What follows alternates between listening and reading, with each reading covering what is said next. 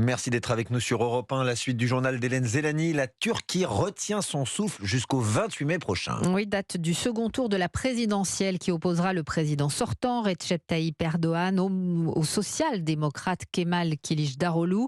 49,5% des suffrages au chef de l'État au pouvoir depuis 20 ans, contre 44,9% à son rival. L'issue du scrutin s'annonce très incertaine pour l'opposition et malgré tout, certains veulent encore y croire. Reportage de Caroline Baudry, l'envoyée spéciale d'Europe 1, dans le quartier Cihangir à Istanbul. Je ferai tout pour que Kılıçdaroğlu remporte ces élections. Chaque rencontre est désormais un prétexte pour Enes, 21 ans, serveur dans un restaurant. Quand il déambule entre les tables ou fait une pause sur son téléphone, il veut convaincre de choisir le candidat social-démocrate. En partageant ses contenus sur les réseaux sociaux, il faut absolument que le pouvoir turc soit renversé. Au deuxième tour, si Dieu le veut, Kılıçdaroğlu remportera l'élection, je le souhaite. Comme les 5,2 millions de jeunes qui ont voté pour la première fois, il n'a connu qu'Erdogan au pouvoir, peu importe les chiffres qui donnent le président favori.